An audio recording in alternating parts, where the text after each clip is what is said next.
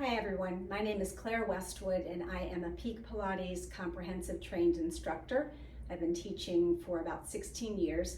I wanted to make this video for anybody out there who wants to start Pilates on the equipment. Maybe you've done that before or maybe you've done nothing and wants to know a little bit about what to expect when you walk into the studio so that it's not a complete blank slate. Your instructor will most likely walk through everything with you, but this is just to give you kind of a head start for knowledge. This is called the Pilates Reformer. It's probably the most common piece of equipment that people use. These are called the shoulder rests. When you lie down, your shoulders rest in front of them. You know, you will sometimes not have your shoulders on them. Sometimes you might have your feet. Back here is a headrest.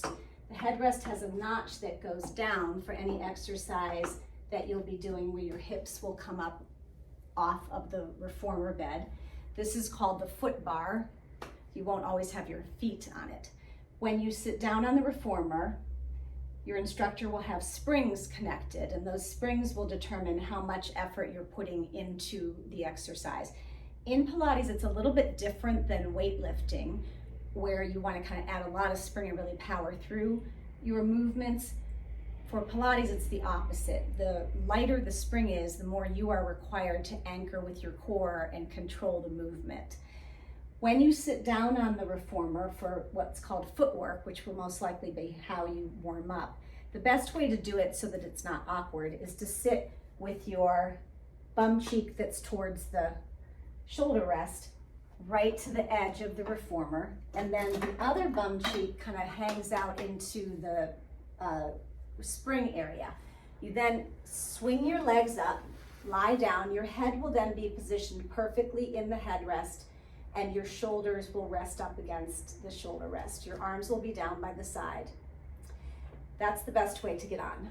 The other piece of equipment I want to introduce for you today is called the Pilates Chair.